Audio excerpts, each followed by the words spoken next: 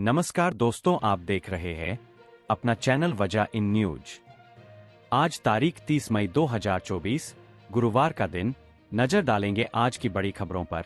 शुरुआत करेंगे देश की बड़ी खबर के साथ। दोस्तों, प्रदेश में लोकसभा चुनाव मतगणना को लेकर कांग्रेस, भाजपा व अन्य दलों ने मतगणना एजेंट लगाने को लेकर तैयारी तेज कर दी। मतगणना एजेंट वही बन सकेंगे जिनके खिलाफ कोई आपराधिक मामला दर्ज नहीं है। इसके लिए सभी लोकसभा क्षेत्र के उम्मीदवारों को संगठन स्तर पर एजेंट के लिए नाम लिए जा रहे हैं। करीब 15 मतगणना एजेंट पार्टी बिठा सकती है। ऐसे में सभी 25 लोकसभा की 200 विधानसभा सीटों की मतगणना पर निगरानी रखने के लिए 3000 एजेंट लगाए जा रहे हैं। एजेंट की सूची सभी दलों के चुनाव आयोग ने 31 में तक मांगी है। नजर डालते हैं अगली बड़ी खबर पर। पत्रिका शिक्षा मंत्री मदन दिलावर ने कांग्रेस प्रदेशाध्यक्ष गोविंद सिंह शराब पर पलटवार करते हुए कहा है कि भ्रष्टाचारी हमें सिखा रहे हैं कि कैसे काम करना है। पिछली सरकार में अशोक गहलोत ने अपनी कुर्सी बचाने के लिए विधायक मंत्रियों को लूट की खुली छूट दे रखी थी। आज सीएम भजनलाल शर्मा की सरकार कल्याण के काम कर रही है। इससे भ्रष्टाचारियों के पेट में दर्द हो रहा है। राजस्थान की एक और बड़ी खबर। अब राज्य के सरकारी तथा गैर सरकारी स्कूलों की पहली कक्षा के लिए 6 से 7 वर्ष के बच्चों को ही प्रवेश मिलेगा। इसके लिए प्रारंभिक शिक्षा निदेशक ने राज्य सरकार के निर्देशों के बाद आदेश जारी किए हैं। प्रारंभिक शिक्षा निदेशक की ओर से जारी आदेशों में कहा गया है कि आरटीई दिशा निर्देशों के अनुसार राजकीय तथा गैर सरकारी स्कूलों में कक्षा 1 में प्रवेश के लिए 6 से 7 वर्ष आयु वर्ग के बालक ही पात्र होंगे। फिलहाल आगे बढ़ जाते हैं राजस्थान की बड़ी खबर को लेकर। प्रधानमंत्री नरेंद्र मोदी ने दुमका में कहा कि इंडिया गठबंधन की नफरत की एजेंट को उनकी सरकार हमेशा सफल करती रहेगी और गरीब, आदिवासी, दलित एवं पिछड़े वर्ग के हक को छीनने वाले भ्रष्टाचारियों के खिलाफ 4 जून के बाद कार्रवाई और तेज होगी। झारखंड की चर्चा नोटों के पहाड़ है। ये पैसा शराब के घोटाले से, टेंडर के घोटाले से, जमीनों के और खान खनिज खनन घोटाले से आ रहा है।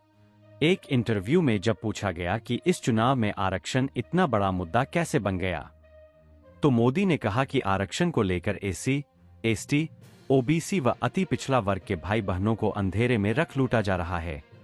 भारत के संविधान की मूल भावना का हनन हो रहा है। संविधान की मर्यादाओं को तार तार किया जा रहा है।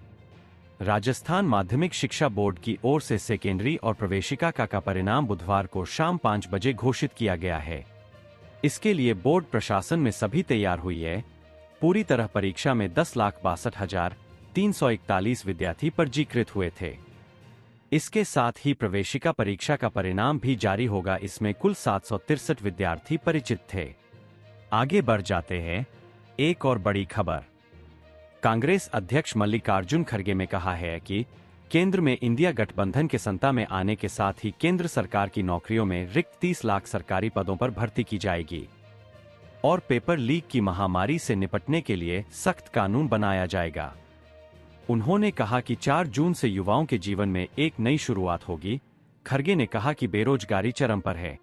युवाओं को सुनिश्चित रोजगार देना जरूरी हो गया है। कांग्रेस के युवा अन्य से रोजगार क्रांति आएगी। 30 लाख सरकारी नौकरियों के लिए भर्ती होगी और आरक्षण का अधिकार सुनिश्चित होगा। पेपर लीक की समस्या पर उन्होंने कहा, इस बार सख्त कानून बनाकर युवाओं को पेपर लेकर की माहवारी से मुक्ति दिलाई जाएगी। आगे बढ़ते हैं एक और बड़ी खबर के साथ। पीएम किसान योजना की यह सहायता राशि किसानों के लिए किस्तों के तौर पर उपलब्ध करवाई जाती है, जिसके अंतर्गत 2018 से योजना के शुरू होने से वर्तमान समय अब तक किसानों के लिए 16 किस्त बिना किसी हस्तक्षेप के उपलब्ध करवा दी गई है, जो पंजीकृत किसानों के लिए प्राप्त हुई है। पीएम किसान योजना की 17वीं इंस्टॉलमेंट किसानों के लिए उपलब्ध करवाए जाने हेतु केंद्र सरकार के द्वारा प्रक्रिया तैयार करवाई जा रही है, क्योंकि इस इंस्टॉलमेंट की राशि किसानों के खातों में जल्द ही उपलब्ध करवाई जाने वाली है। केंद्र सरकार के द्वारा यह राशि दी जाने के लिए जल्द ही मुख्य तिथि की घोषणा करवा दी जाएगी तथा इसी तिथि के आधार पर सभी किसानों के लिए किस्त का हस्तांतरण डीबीटी के माध्यम से किया जाएगा। आइए जानते हैं आगामी किस्त के लिए मुख्य जानकारी क्या है। आपके लिए ज्ञात होगा कि इस योजना की किस्तों को हर 4 महीने के अंतर पर ट्रांसफर किया जाता है, जिसके तहत फरवरी माह में 16वीं किस्त जारी की जाने के बाद अब आगामी 17वीं किस्त को जून माह में लगभग अंतिम सप्ताह के दौरान जारी किया जा सकता है। चलिए दोस्तों, अगली बड़ी खबर पर नजर डालते हैं। जयपुर के एक निजी कॉलेज में सोमवार को राजस्थान स्वास्थ्य विज्ञान विश्वविद्यालय की ओर से आयोजित बी फार्मा परीक्षा देने के बाद बाहर सड़क पर ही जमवारामगढ़ निवासी कपिल शर्मा की मौत हो गई। टोंक में गर्मी से अच्छा की मौत हो गई। इसमें मालपुरा के काटोली में पति पत्नी व दुनी में एक चरवाहा शामिल। जोधपुर में अलग अलग जगहों पर 3 व्यक्तियों का दम टूट गया।